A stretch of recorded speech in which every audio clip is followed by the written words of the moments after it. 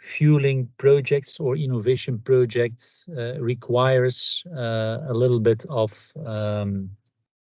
money too. And that's the reason why today's focus will be on funding and financing for SMEs in the naval defense industry. We have a quite interesting and filled agenda for today. It's an honor, in fact, to have two colleagues from WEBINAIRE here around the table, Mark and Alphonse, who are working for WEBINAIRE. WEBINAIRE is a Flemish agency for innovation and entrepreneurship. And both Mark and Alphonse are so-called national contact points for SMEs and other companies who want to access innovation funding.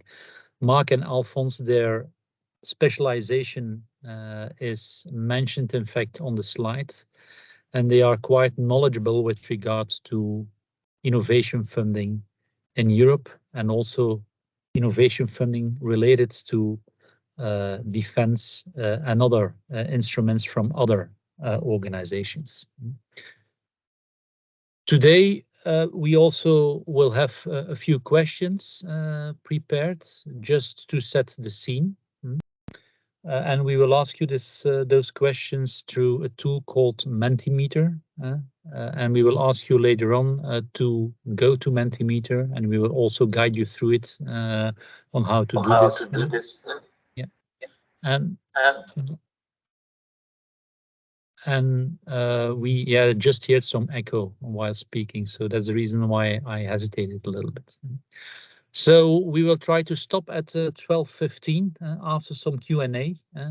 In between, please, if you have some questions, put those questions in the chat box.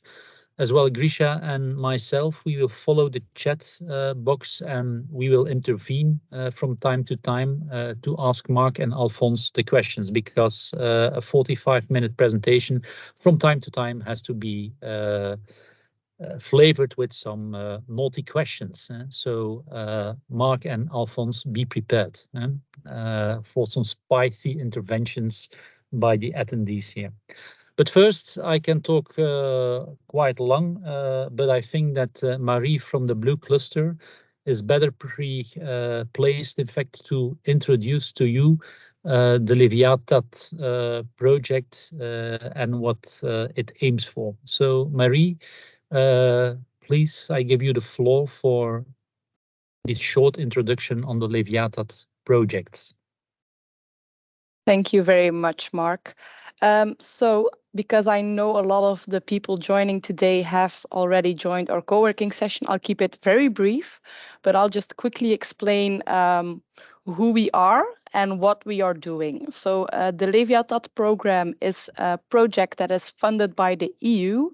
And why has it been developed? So first of all, during the COVID crisis, it became very clear that the marine defense sector is very interlinked and dependent on non-EU economies.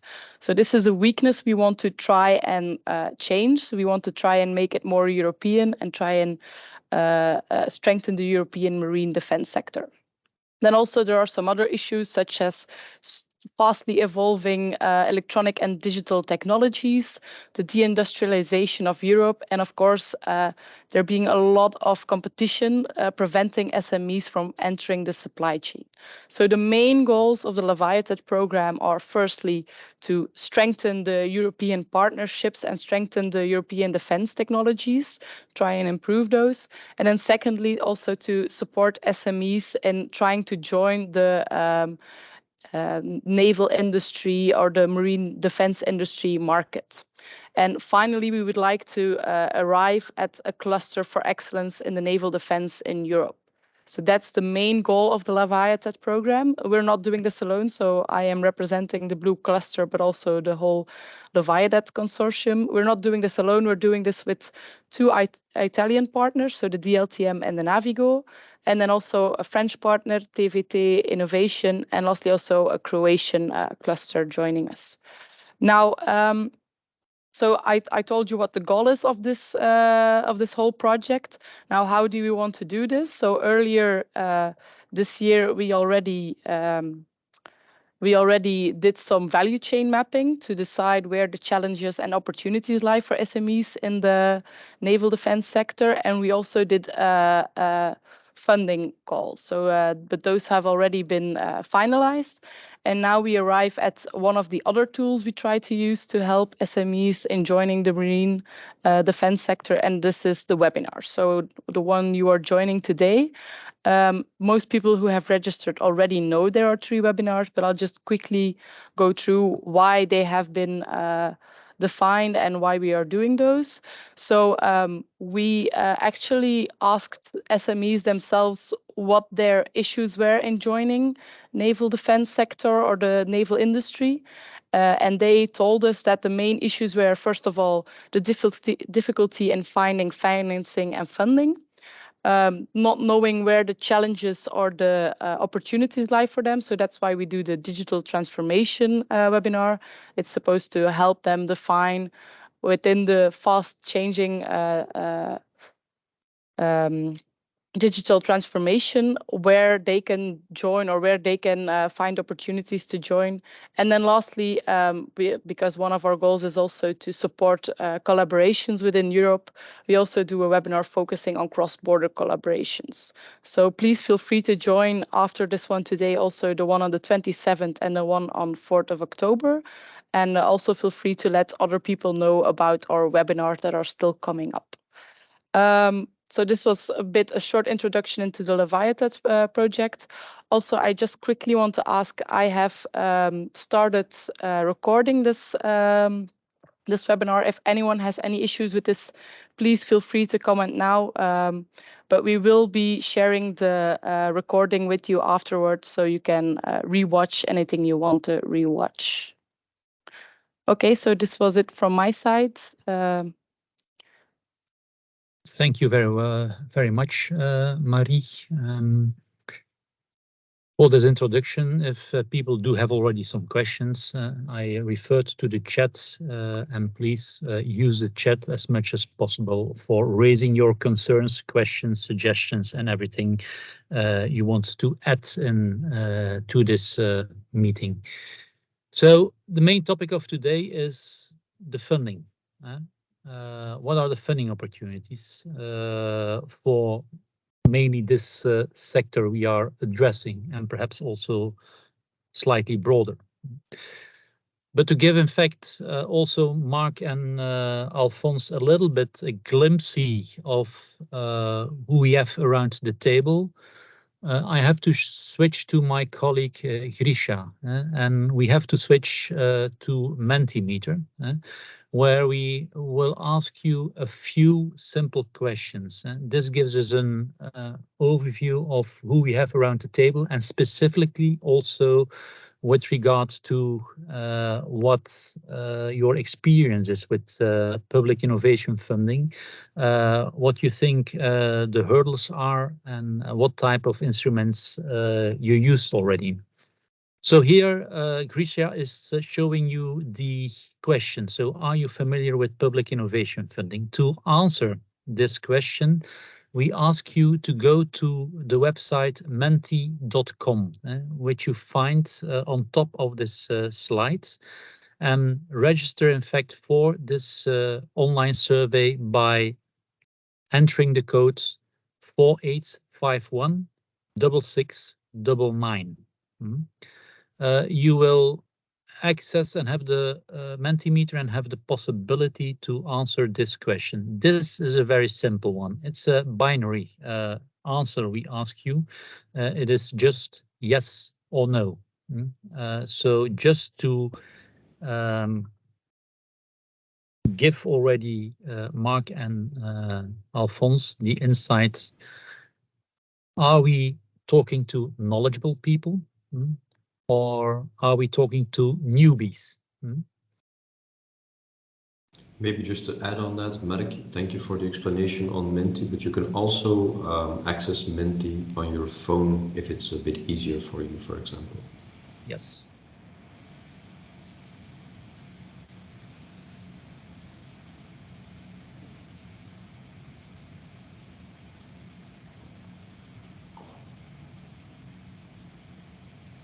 We do have 8 answers. I assume that from the 18 people attending, neither Grisha or myself, Mark or Alphonse will answer this. So in total, we expect more or less 14 answers. I think Marie, you will have experience too in this funding, but I think more or less it's rather clear, or it starts to become clear that about 70% of the audience is already familiar with public innovation funding. Yeah? So if you have specific questions from previous experience, yeah, prepare them, because we are talking to knowledgeable people around this topic. Yeah? This is clear. Perhaps, Grisha, we can go for the next question. So 80%, 70 to 80% of the audience is familiar. You can switch to the next slide, just to give you an insight in what funding instruments did you use? Did you try to use? Please be as concretely as possible. Just to see if you were using regional funds, European funds, other type of funding.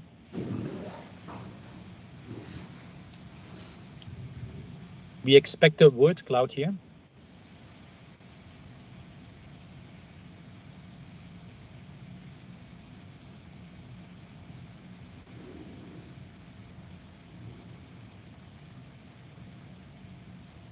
I'm a little bit aware of the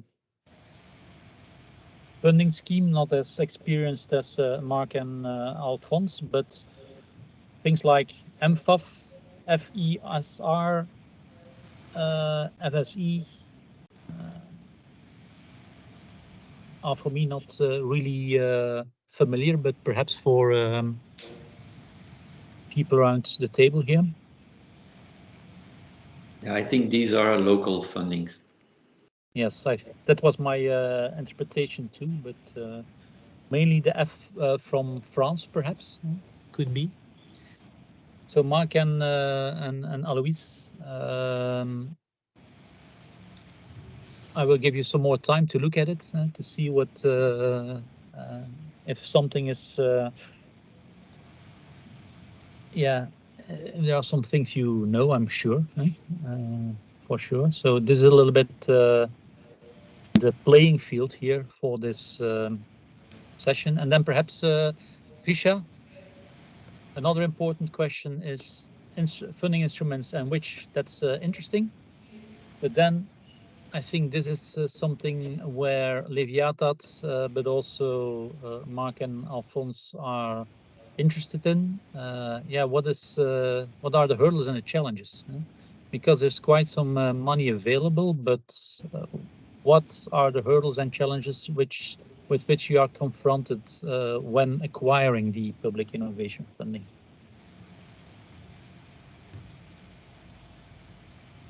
It's not a word cloud we are expecting now, but plain text. You can add a few more words here.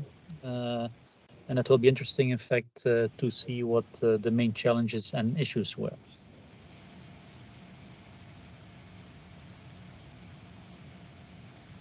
Call topics too specific.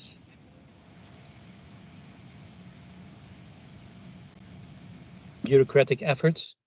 I think that's something which you hear from time to time. Long funding timelines. Dedicated teams to following the process. Partnerships. Distracts focus of small teams.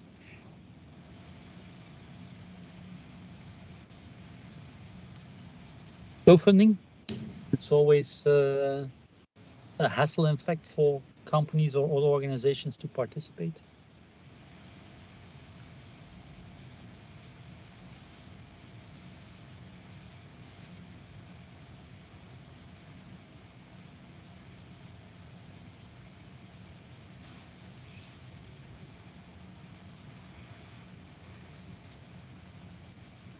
bureaucracy again.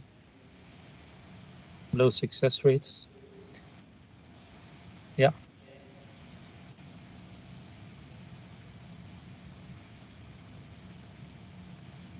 I will wait a few moments. Long timeline, huge. Oh. Not too fast, Grisha.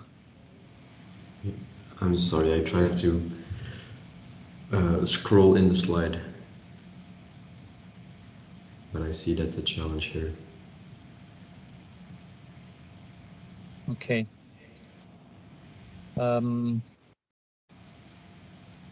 This gives already perhaps well-known challenges and hurdles. And I assume that this will give also some inspiration for the next part, in fact, of the webinar, which is in fact the presentation of Alphonse and Mark. Yeah? And between Grisha, we can look at the answers and see how we can share them also to the rest of the audience. But I want to give Mark and Alphonse the floor to address the main topics, in fact, for today, being the different funding instruments which can fuel innovation and naval defense throughout Europe. So, Alphonse and Mark, you can take control of the slide deck and kick off your presentation. I think we have control now. Okay, thank you for the introduction and also for the interesting questions up front. And yeah, no surprises for me at least. So these are well-known hurdles to be taken for different programs of Europe. So hopefully we can give some tips and some insights on how you can avoid those hurdles or overcome them, and how you can find support in getting over them. Before we go to the presentation and dive into it, let's see if it works. Yeah. I always start my presentations by setting the scene. So what are we talking about? And I'm not talking about now the NATO programs, but if we're talking about the European programs, well, most of the programs fall under this multi-annual financial framework. So it's a big framework, a big pot of money that the European Commission foresees for a long period. We are now in the period 2021 to 2027. And as you can see, the number in the middle, it's billion euros, so 1,279 billion euro. Of course, the biggest part of that goes to the two green fields, that's the cohesion values. I already saw in the answers the FESR, the European Fund for Regional Development. I suppose it's the French abbreviation. The ERDF, that's in the second one, so the dark green. So this money goes to the different countries and they can spend that European money for regional development. We're not talking about that today. What we will be focusing on is on the first one, the single market, innovation and digital. So some of the programs will fall under that. And also on the fifth one, so the security and defense, where of course, the defense part falls under it. Those two together are also already a nice budget. Let's see if I can go to the next slide. No, it doesn't seem to click very well. Okay. So the first ones we want to focus on are three big programs. It's Horizon Europe, it's the European Union Defense Fund, and Digital Europe. The biggest one of that is, of course, Horizon Europe, and it's even the biggest R&D collaboration program for the whole world. So there is no such thing in the rest of the world where between different countries there is a collaboration with such a budget. So we are talking about 95 billion for this period of 2021 to 2027. and it's been increasing since it started quite some years ago. Of course, it says research and innovation. That's an important one.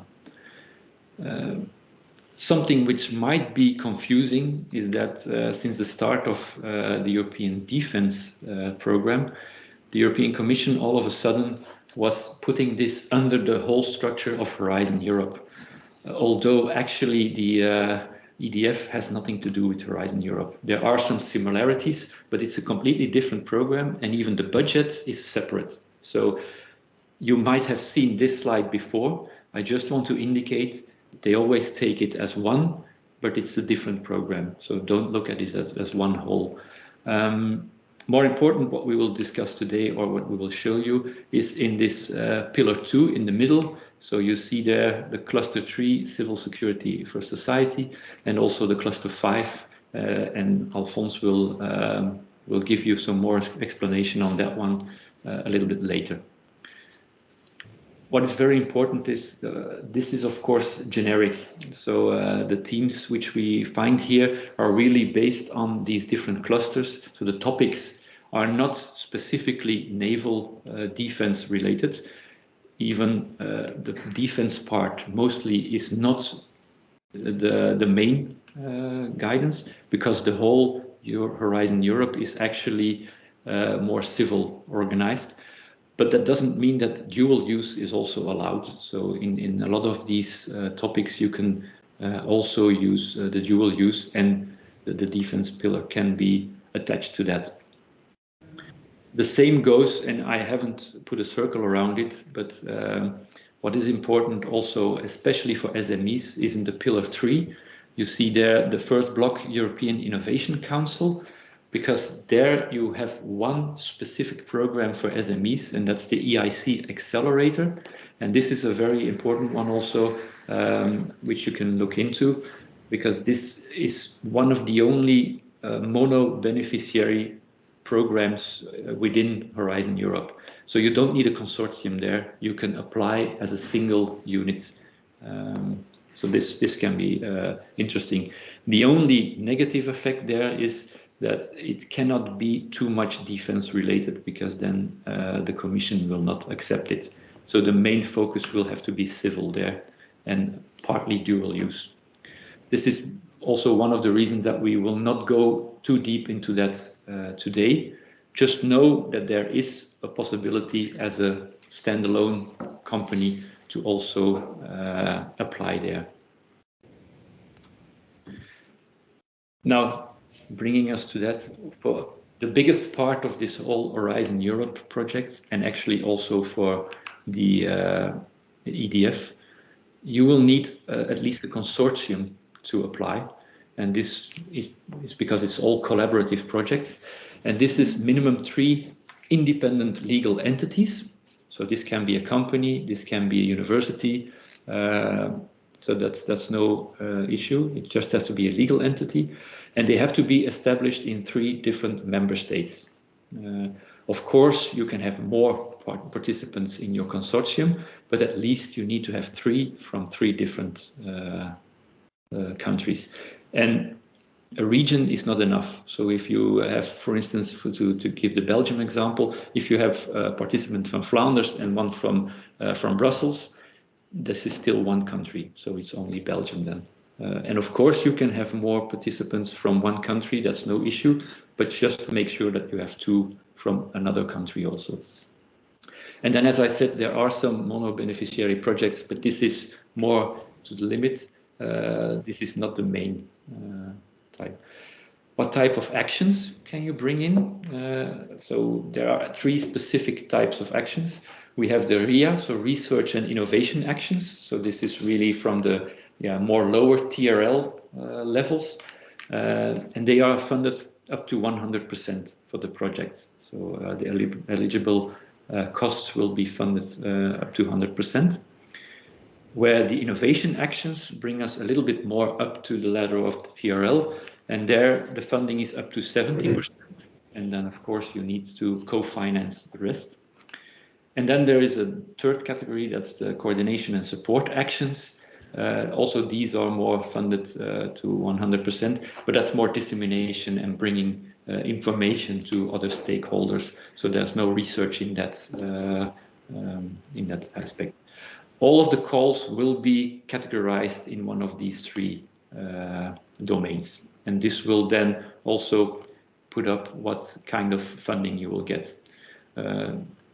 So important to know. Let's see. Oh, just a second. We're looking on a very small screen here, so we're trying to make it bigger, but no, it's fine. We'll continue like this. As Mark said, Horizon Europe is divided into 3 pillars, and for most applicants in the private sector, Pillar 2 is by far the most interesting one, because of these thematic divisions. You have Pillar 2 that's divided in what they call clusters, which is nothing more than a thematic division for research topics. And in this context, in the naval defense industry, especially with the proposed objectives by LEVIATAD, the Cluster 3, which is Civil Security for Society, and Cluster 5, which is Climate, Energy, Mobility, are the most interesting ones. They have the most natural synergy with the proposed objectives and can allow for the most applicants to find topics that are suitable for their expertise. You can see here that the budget divided, we were talking about the multi-annual financial framework before. Pillar 2 has the largest chunk of money in Horizon Europe, which is over 50 billion. And this 50 billion is divided amongst the different clusters. As you can see, Cluster 4 and 5 have the biggest chunk with more than 15 billion each.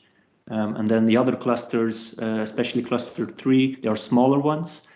This is also due to the fact that the topics that are handled in these clusters often do not demand as much capital investment as they do require coordination or standardization efforts. This has nothing to do with the focus of the European Commission or of CINEA or of other instances. It's important to note.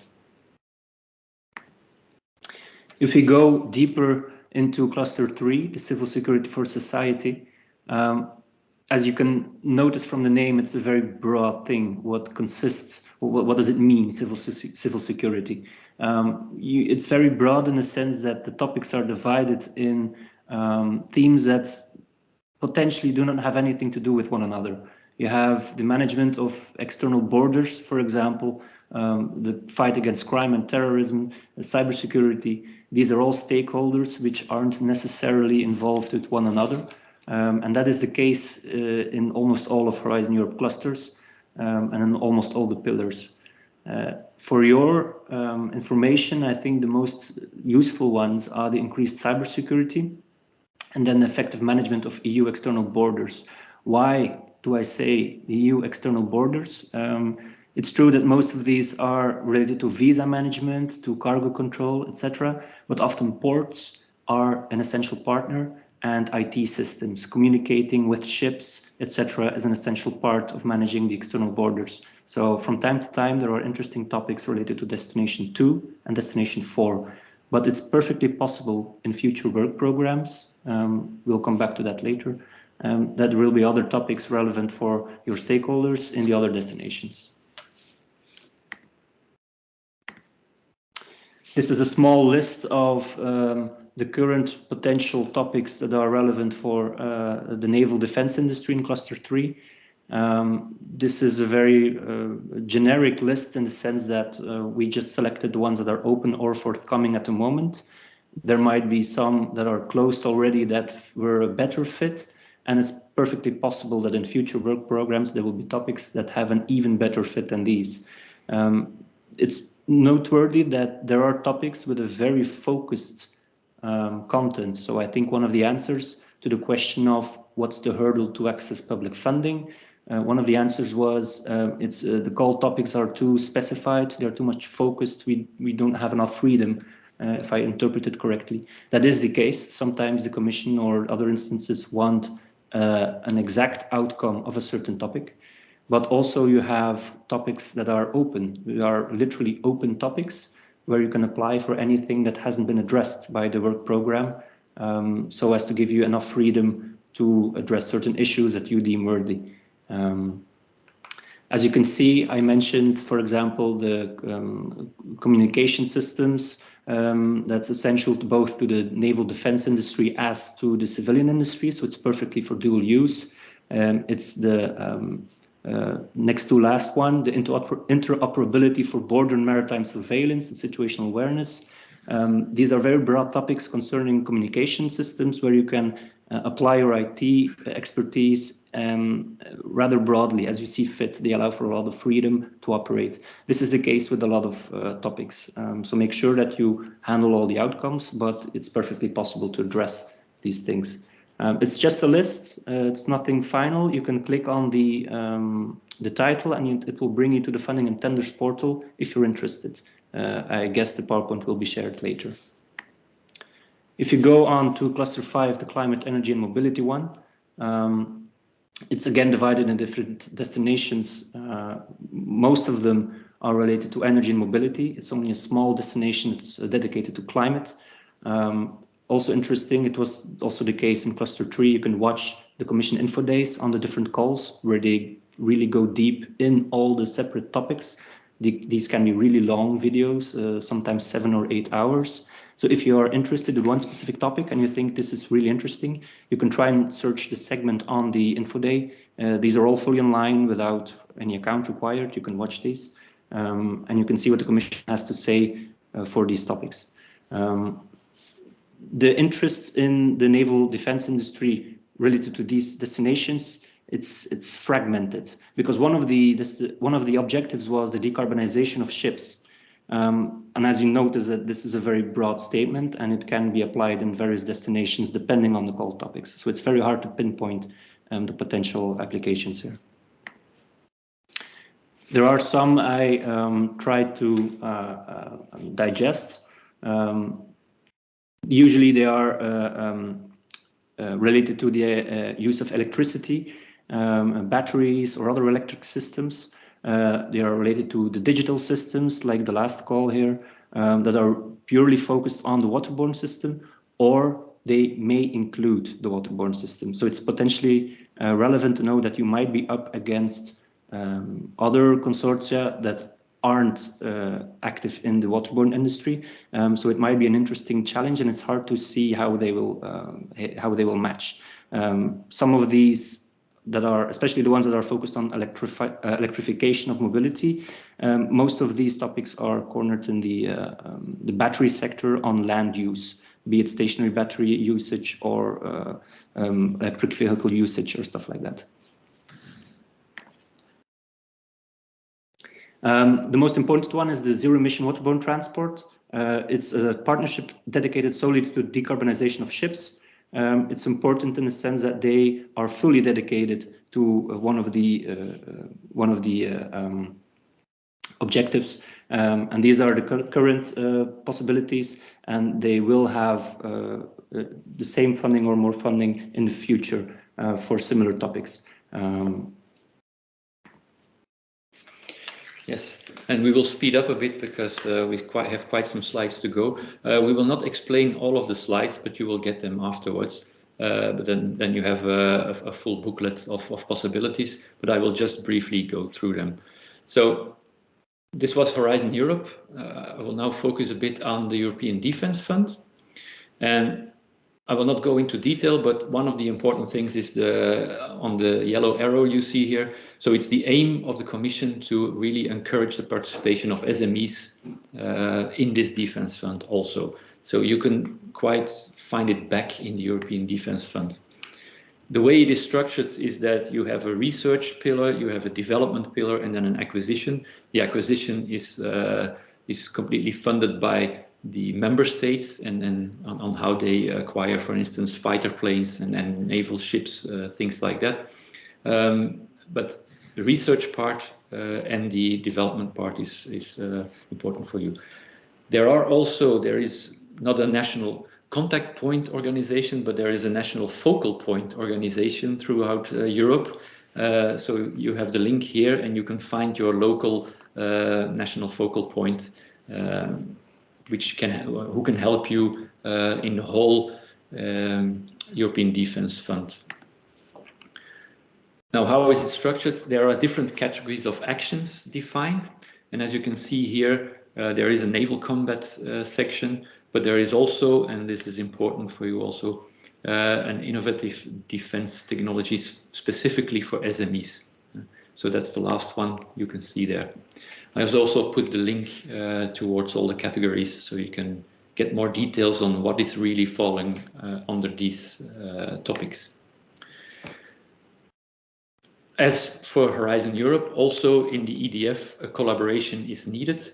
It's a little bit similar, so you need at least 3 eligible entities from 3 different countries, or in this case, member states or Norway. So Norway is also joining in the EDF. So that's a very important one. And you can see some other topics.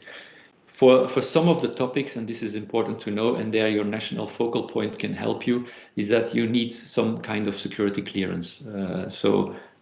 Please be aware of that. There can be some procedures that you will have to pass through. Now, the way it is set up, as you remember from the Horizon Europe, where you had 3 types of activities. Here, actually, you have the 2 ones. You have the research pillar, and all these research actions are funded up to 100%, and that's TRL up to 4 or 5. Those actions fall under that. But then you have the development part, and there really a co-funding is needed. But the co-funding doesn't have to come from the companies.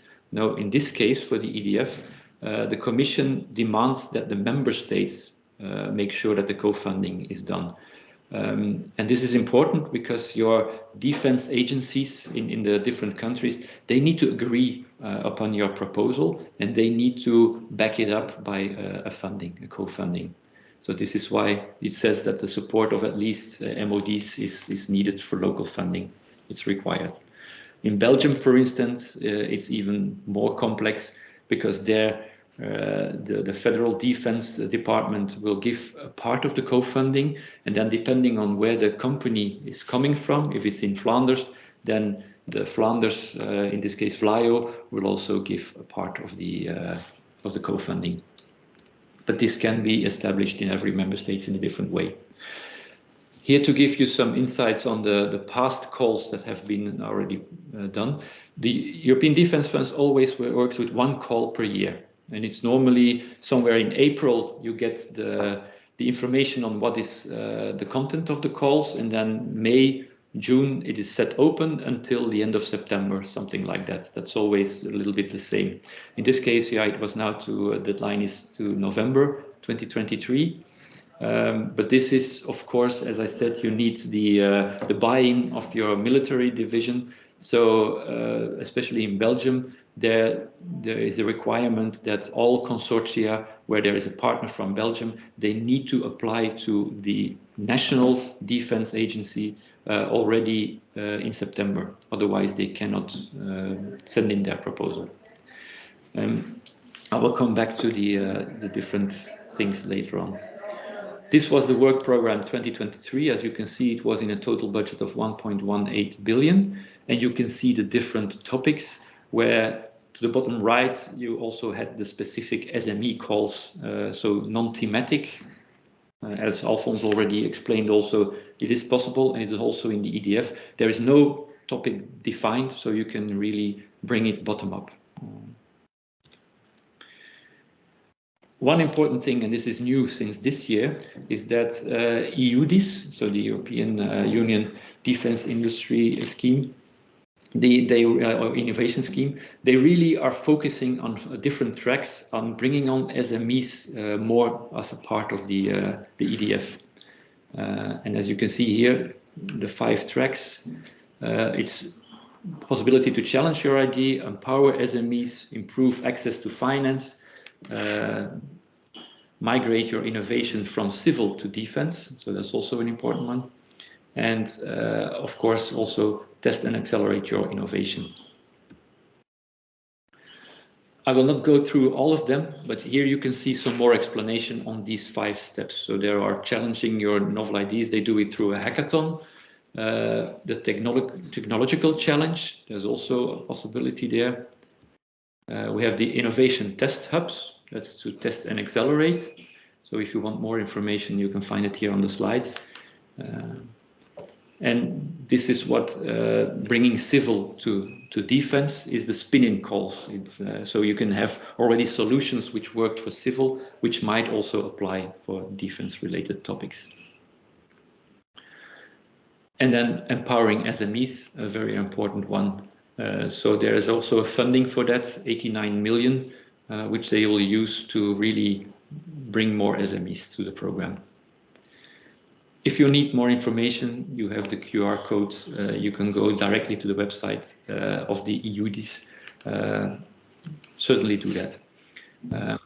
And then, so, as you can see, Mark and Alphonse, there's a question. I just ask it immediately. yes. Because it's really referring to the process. So Thomas is asking, can you explain more on the procedure to be completed before the deadline in November? So there was also the referral to the deadline here in Flanders in September. So can you just clarify a little bit the process? I can clarify it. One important thing to know is that every member state has its own rule on that. So in Belgium, we decided that the military division is in charge. And so you need to apply, there are two templates that we have. One is if you're a consortium leader, because then the rules are a little bit more strict, or if you are a participant in a consortium, and then you need to fill out that template and send it to the military division before the 20th of September it was, or 19th of September, to be able to continue with your full proposal. So they need to back it up because of the co-funding which is there. It's a little bit less important for the research because that is 100% funded by the Commission. But even there, the military division asks to know at least which participants will send in a proposal for the EDF. But as I said, the rules are separate for every country. So in France, it can be a different procedure. And the best way to do that is to really go through your national focal point and ask them for the rule. And since there is only one call per year, you can already do that now for the calls of 2024, so that you can come prepared and that you also, if there is a clearance needed for your company, that you can already ask this security clearance before you even apply. And then Thomas is continuing with another question. It's again with regard to the co-funding. So which type of proposal needs co-funding and which do not require co-funding? Well, so the research ones, they don't need co-funding because they are 100% funded by the program itself. But if you go to the development part, so the second block, and let's see if I can go back with slides. I don't know if that's possible. You can see it very clearly here. So the blue ones are research, and they are 100% funded, so you don't need a co-financing there. And the green ones, they are development calls. And this is only funded up to 60–70% depending on the topic. So there you need co-financing from the member state or the region. And it's not your own co-financing, so there needs to be a co-financing from the... And this is the acceptance also. Such a thing is not possible in Horizon Europe. In Horizon Europe, you get... the co-funding needs to come from yourself or from the consortium and not from the member states, because then you have a problem with the state aid rules. The European Defense Fund is an exception on the state aid rules, and the Commission has put this in the GBER, the well-known GBER, that for EDF, a co-funding up to 100% is allowed. So it doesn't follow the normal state aid rules. Perhaps one question, Mark. I assume that the notification to the military division for the development projects is related to the co-funding, that's for sure. I understand, but is there also this type of notification needed? Just for sake, I can imagine control who will be involved in a project, also for the research project, or is that notification not needed? No, it's also needed. So it's a different template. It's a smaller one because it's not so important, of course, because there is no co-funding, but still the member state defense agency has to agree upon all the proposals from. So it's finally there will be a document going to the Minister of Defense, and he or she will have to agree upon all the proposals. Yeah. In our situation, it's a she, that's for sure. Yeah, so, in other countries, it can be a he or a she. Yeah. Okay. Okay, thanks. So let's continue here. Yeah. So as I said, a lot of information you can find here, but also contact your national focal point. They can really give the procedure you have to follow in your country, and do it now. Maybe not anymore for the call of 2023 because that's too late, but do it especially already now for the 2024 call, which will be in April next year. I will go very fast in this. The results of the 2021 are now already published and they are available. And as you can see here, the yellow arrow, 43% of the entities which were selected in the projects are SMEs. So that's a nice thing. Of course, the budget, there are bigger players. The budget is 18% of the total funding goes to SMEs. So that's from the 1.2 billion. So it's still a relevant project, and the program really wants to push SMEs to participate. And here you can see how it is divided through the different countries. If you see Belgium, we had 41 applicants, which I selected proposals because there were more applicants, but these are the selected proposals. And as you can see, France and Italy and Spain, those are the biggest ones. And then you have a lot. So you can see where your country is. If we then go on to Digital Europe, which is the sister program to Horizon Europe, it differs in quite some respects. The most important one, because I'll keep time in mind with it running short, most important one is the fact that it focuses on deployment. It does not fund research, it focuses on deployment. This is also reflected in a lower funding rate. The Digital Europe program is designed to target SMEs, larger companies, etc., and is divided over several objectives. These have different budgets allocated to them. They are transversal objectives such as the digital innovation hubs and the high impact deployments. And there has been some changes in regards to the CHIPS Act, but in general, these are the topics.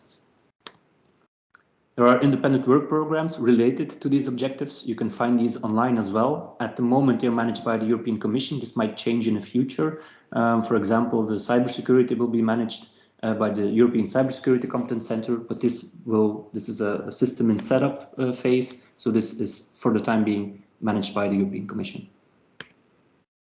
There's the link to the different work programs for the relevant topics. The budget is allocated, as we said, over 7 years. It's similar to the cluster reasoning in the sense that high performance computing and artificial intelligence receive the largest share. The types of actions also differ from Horizon Europe. Most of them act under simple grants, 50%, but in terms of SMEs, there are support actions which allocate a higher funding rate, which is 75%. So this also differs from Horizon Europe, where you could have 100% or 70%, depending on the technology readiness level targeted. These are just example calls. I'm not going through them in detail, but there are, for example, again, coordination efforts to facilitate the dual use of both sectors. Here you have the same thing, collaborative platform for aeronautics and security industry, trying to foster collaboration. Also important to note, Digital Europe, as it being one of the more recent programs, there is a new NCP network being set up in every country. In our case, this is Marie Timmerman, but I suggest for the non-Flemish participants here to look up your own national contact point for Digital Europe, so that you can have the most accurate information for your region. Yeah, so these were the biggest programs within Europe. There is still one smaller program, you could say. It's not a smaller agency, it's the European Defense Agency, but a lot of activities have been shifted towards the EDF, the European Defense Fund, which was the pre-runners was run by EDA, but it's now completely run by the Commission itself.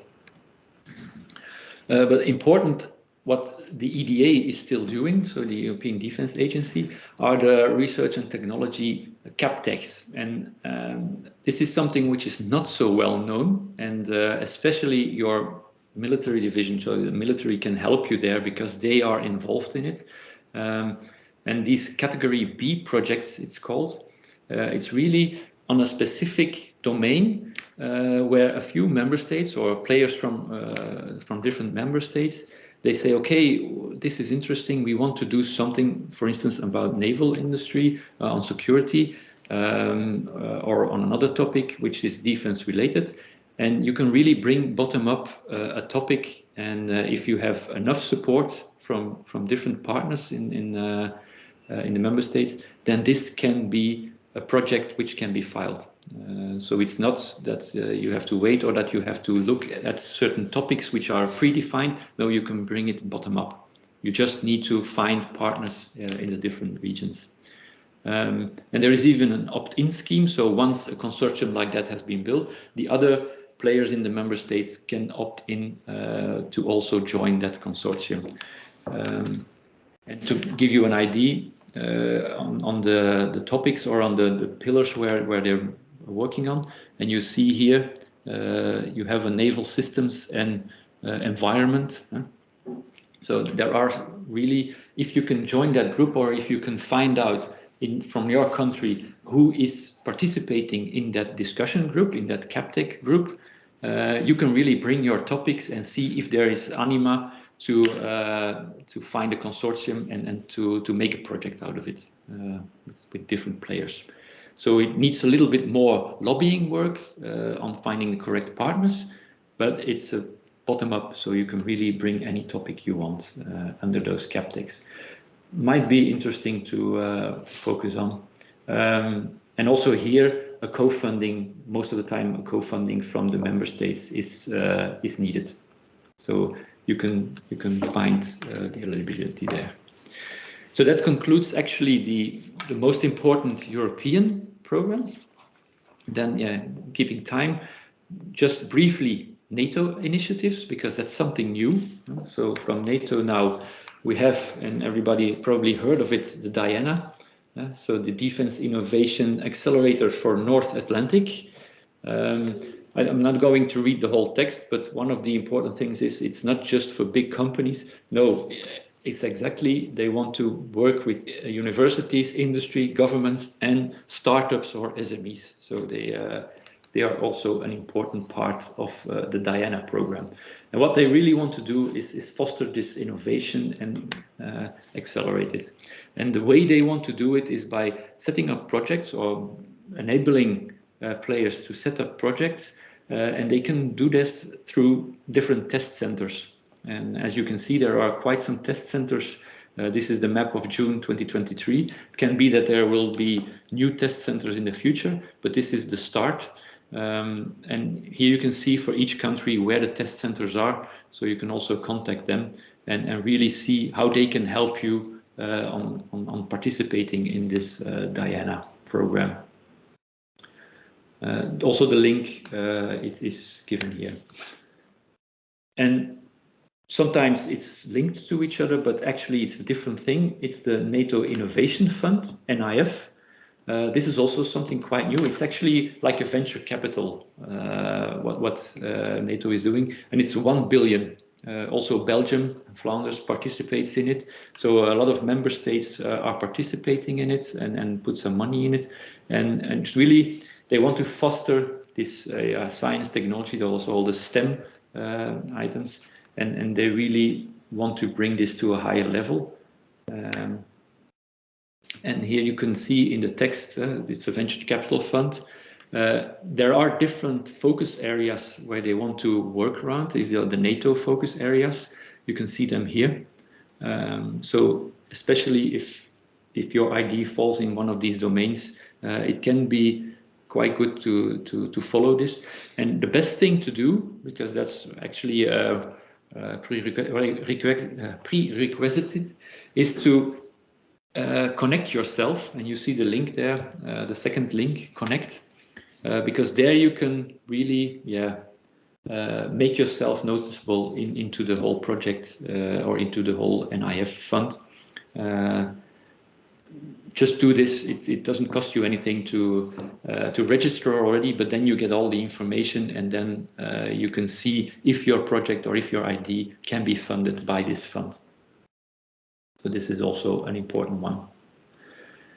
Now, we've talked about some of the programs. Now, how can you find help?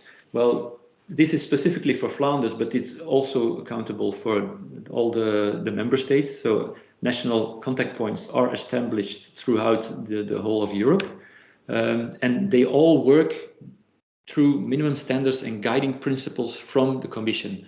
So what you see here is valid for every country. So the national contact points will be informing. They do awareness raising for different projects and the different programs. They will assist. They will advise, give training. So that's also something. And they will do some signposting also. In Flanders, we work through a website. That's our main tool. It can be different in other countries or regions, but certainly they will have some kind of website where you can apply or get information.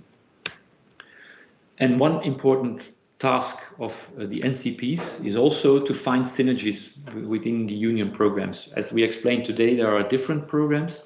To give you an example, the Digital Europe one, it's more on the higher TRL levels. So it's nicely completing actually Horizon Europe. So if you have a program or a project in Horizon Europe, it might be good to look at for the next phase of your project once it's finished, to see if there is no possibility to continue it under, for instance, Digital Europe. And this can be done with different funding.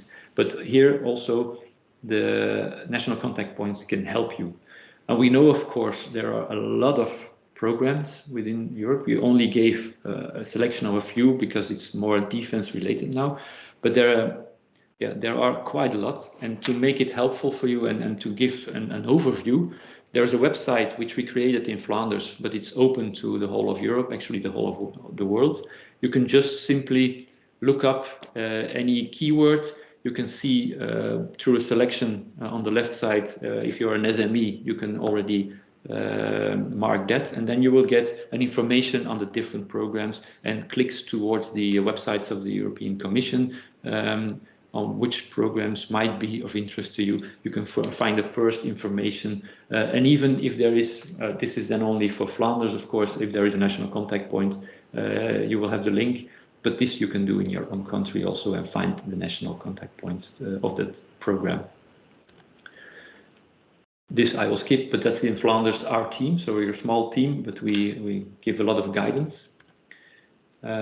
And this is actually the website and the link from the Commission towards all national contact points for Horizon Europe. But as I said, they mostly do different programs. So you can pick up contact with them and see who are the national contact points for your country. And then finding partners, which is often one of the questions we get from SMEs, specifically getting your European network started. Finding partners is important because it's one of the requisites usually to participate in European projects. It's not always. You have mono-beneficiary projects, as we mentioned, but in most of them you need an international network. One of the ways, there are a couple of ways to do it. This is just a small selection, but one of the ways is to look in CORDIS database, projects and results. CORDIS is the European database for all EU-funded projects, and you can use extensive filters to make sure that you select the right type of stakeholders that have participated or are participating in similar projects that are situated in your area of expertise. So that way you can already map out the European ecosystem around a certain topic, and you can find the contact details for each and every project. So it's an easy way to make sure that you have the right references, to make sure what is the state of the art at European level at this time, etc. This, for example, is a selection concerning microalgae. It's very specific, but then you can see what Horizon 2020 topics were funded with the keywords microalgae. And that way, if you were to click further on it, you might find the different partners that were involved in these projects. The second thing is Enterprise Europe Network. Enterprise Europe Network is something that almost every European country has and beyond. There are Enterprise Europe Network advisors beyond Europe as well. They are offering a broad range of services for SMEs, and one of them is making sure that people are connected on the European ecosystem. So you can find your European advisors, your Enterprise Europe Network advisors, because every region can have advisors. Sometimes it's on national level, sometimes it's on regional level, but often they are very localized, and they offer partner search services. It's something the national contact point organizations do as well, but we work together with the Enterprise Europe networks fairly closely. So we exchange these partner searches and we make sure that people are being heard among the European networks. The third one is to participate in matchmaking events, especially if you're serious about engaging in European projects. This is highly recommended. Horizon Europe organizations, be they national contact points, be they the European Commission or other third parties, they often organize matchmaking events for specific topics, for specific expertises, for example, battery calls or something. So if you're serious about engaging in European projects and you need to build an international network, I highly recommend participate in matchmaking events. And the last one is the partner searches via the NCP organizations. It's very similar to the Enterprise Europe network. In Flanders, we work very closely together because there are also some national contact points who are at the same time an Enterprise Europe network advisor. This isn't always the case. It can differ in your country. So make sure you check with your national contact point and your Enterprise Europe network advisor. So that's the main message. Because every country works differently, is organized differently, make sure you get right information that's applicable to your situation. Thank you very much, Alphonse and Mark, for this very interesting presentation. I'm also quite aware of what funding instruments can mean for companies, but I learned quite a few things today. To give the attendees some time to think about a question, I transfer back now to my colleague Grisha. We do have a last question in Mentimeter.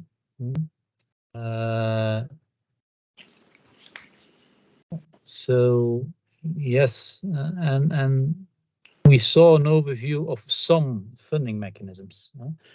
We do want to link this now also with what LEVIATAD is all about. So the idea is to set up a naval defense cluster organization, but we want to gather also your input with regard to this question. So besides the NCPs and all the channels which were presented by Mark and Alphonse, but how can a European cluster organization or a European intermediate organization support you in acquiring this funding? We focus here on public funding, but perhaps we can also extend it to other type of funding. So please go into Mentimeter again and give some input here. So it is very relevant, in fact, for the people involved in the LEVIATAD projects to gather this input and to see how they can continue supporting you.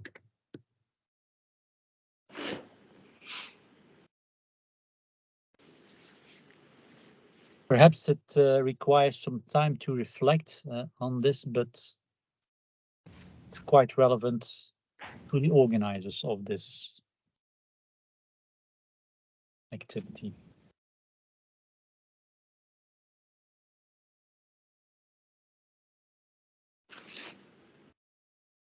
And that's always the drawback in virtual meetings when people are thinking there is this Yes, we do have a question, Grisha. What are hurdles and challenges? I think you can refer in the Mentimeter, so to synchronize with the presenter of the Menti.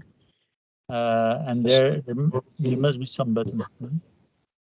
I'm just checking if there's a slight technical error here, so I'll try to refresh my slide. Apologies for the technical hiccup here. But this gives you some more spare time to think about answers, and also to questions to Mark and Alphonse.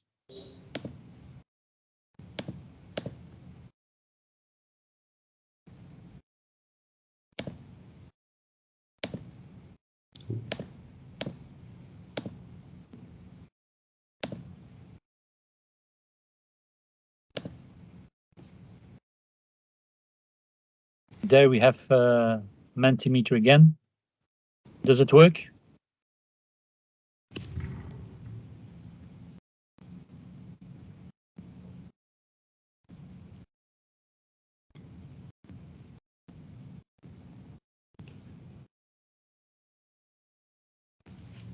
The virtual silence is also a little bit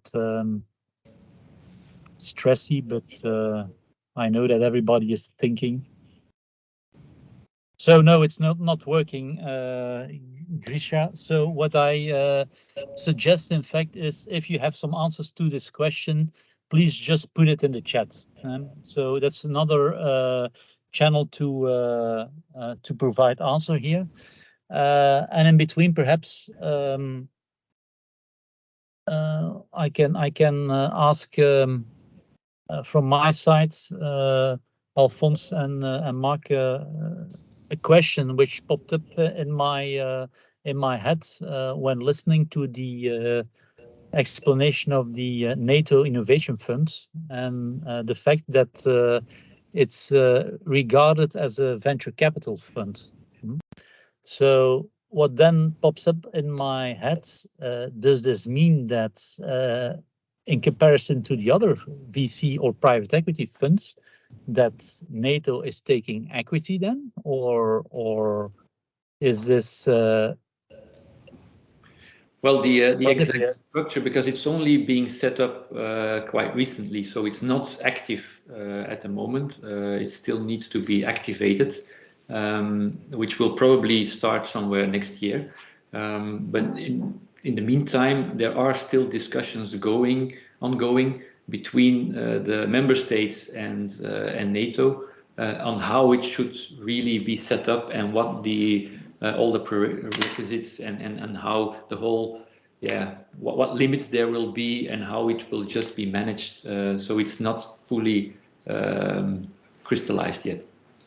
So in that aspect, I cannot answer yet. Normally, it's not set up as a competition for other programs, but it's really set up out of a need that there is still a gap to be filled, and it is in this niche gap that the NIF wants to function. Yes. Okay. Thanks. So then, for example, also using the NIF proceeds to co-fund, for example, EU projects or other type of projects, that's, I assume, still under discussion too. Yeah, that's still under discussion, and of course there is always the fact of state aid, which needs to be taken into account.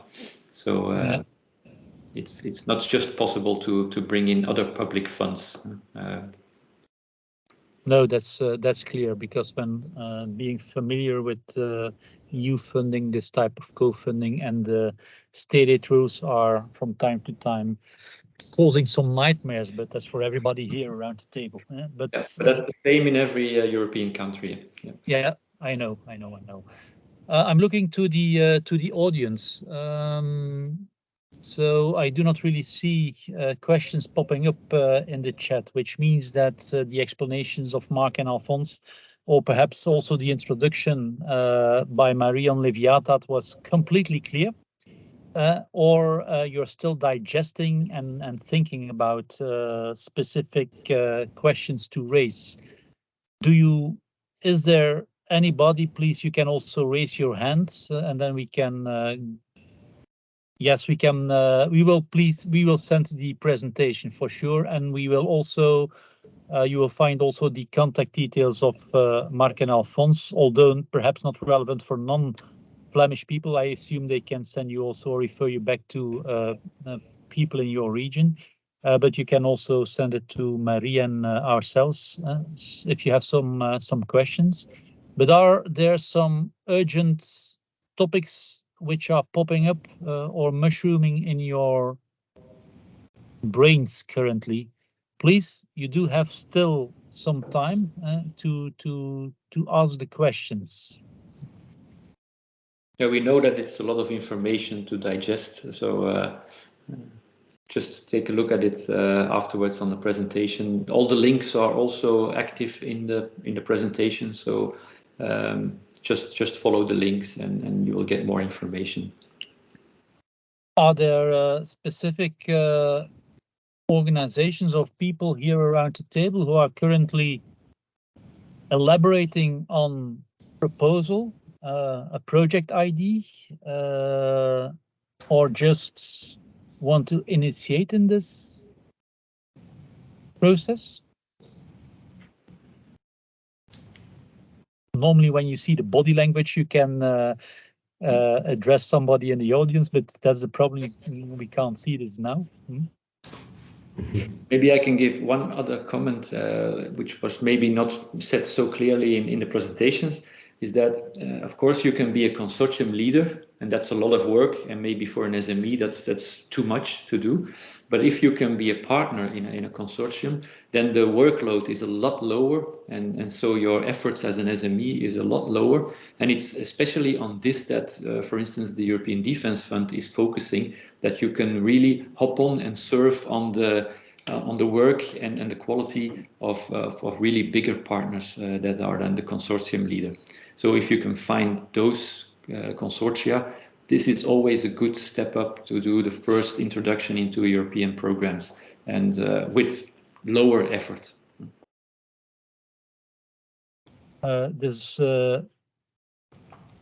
Let me think also about the CapTech B group you were referring to, Mark. I assume that an organization such as LEVIATAD can also, interact, in fact. Yeah, that's possible, yeah. So the only thing you need to do is find the correct people that are already around the table in these CapTechs, but then you can really establish a good communication and bring up subjects, proposals to see if there is a possibility to work together and to make a consortium. Yeah. Stefano is asking a question in the chat, if there is somewhere an overview, a database with companies or SMEs involved in the EU projects. I can think about the links you presented, Alphonse, as one of the sources of information. But perhaps this could also be an idea to develop this overview starting from the ecosystem that the LEVIATAD partners are building here. Yeah, and indeed, for this is one of them. For the EDF, this is quite new also because it's only established since 2021. But the Commission is also thinking about bringing this public.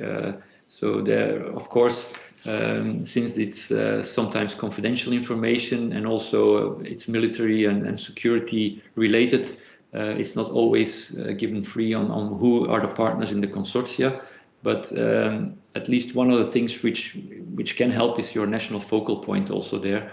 They can link you also with companies who already participated in the EDF, for instance. So you were also referring to the defense division. Sorry, my apologies. Yeah, the military from the countries. Yeah. So it's really the army, in fact. Yeah, the army. Yeah. Yeah. Okay. because that will be quite interesting to make also the bridge to one of the next workshops, where we do have invited, the colleagues from LEVIATAD invited 2 innovation managers from the defense scene in France and in Belgium. A third one was invited, but was not able to make it due to some personal reasons. But perhaps this could also be a next steps to elaborate, in fact, to what we have seen today. And it would be great, Marie, if you can take over the slides and see what next steps we will take for the next workshops, and who we will have on the agenda. Yes, thank you. I will do so, but I just quickly have to scroll to the slides to get there. Yes, here we are. So again, as I've shown you in the beginning, these are the 3 webinars we will be hosting. So this was the first one. So the next steps are the following 2 webinars you can still follow.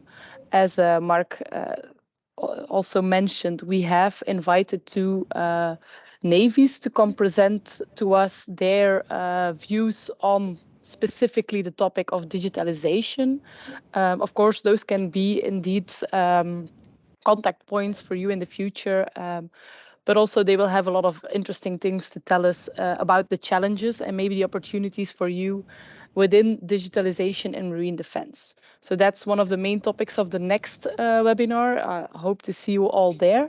And then also we'll look at some companies specifically and how they tackled those opportunities and challenges within the marine defense sector, specifically on the topics of cybersecurity solutions, the use of digital twins in maintenance, and then also cloud solutions to secure critical processes and enable digital transformations. So that's what's on the agenda for next week. Hope to see you there. It will be a very interesting webinar. And then also we have the week after a webinar focusing on cross-border collaboration. The goal of this webinar is to show you how to form collaborations and what are the do's and don'ts. We have again 2 keynote speakers. One who will talk about the added value of cross-border collaborations and the role clusters can play in those collaborations. And then also because IPR is a very important issue within cross-border collaborations, we have a company specialized in IPR who will come to talk to us about how you can deal with IPR issues and such. And then also 3 perspectives from companies who will come talk to you about the different funding programs they used for their collaboration projects and which lessons they learned from it and how you can do maybe better or just as well as they did. So that's the program for the last webinar. Again, I hope to see you there. And that's where we are going or where we're headed for the next 2 weeks. I hope you enjoyed this webinar. I hope the next ones will be enjoyable as well. And thank you for being here from my side as well. Thank you, Marie, for explaining the next and, in my opinion, very interesting steps. There is still another question within the chats, so let's go back to that. And I think it's Val, if I'm right, is asking what is the usual way of creating a consortium around an ID or project? My straightforward answer is engaging and being here already to learn, and that's indeed a first step and to get acquainted with other people. But perhaps I can relate that back to Mark or Alphonse. Do you have some closing remarks with regard to tips and tricks? So let's say the 2 or the key topic which the participants have to recall after this webinar. Yes. Yes, I can certainly do that. Now, maybe to go deeper into the question, the usual way, well, there is no usual way. So it's all concerning networking and knowing people, knowing and getting help on finding partners. So there is no real usual straight way of creating a consortium. It can be through your own network. It can also be by using the Enterprise Europe Network, for instance, or your NCPs, NFPs. So it can be very diverse on how you create a consortium. And so there is no best way. But this brings me actually to maybe one of the closing remarks is that you need to make sure that you are networking and that you make yourself visible, and also your intentions on which topics you are interested in, that this is known to as many people as possible, being it your national contact points or organizations, spearhead clusters, cluster organizations, anything like that, so they can assist you and help you and guide you to find partners, because it all comes through networking and through this network hooking on to the correct partners. Maybe I'd like to add that this is also one of the main topics of our last webinar. So maybe there you can learn from the other companies some tips and tricks on how they formed their consortium and how you can form your consortium in the future. Thank you very much. So with this last remarks from Mark and Marie, I want to thank you all for participation to this webinar. We hope to see you all again next week and a week afterwards.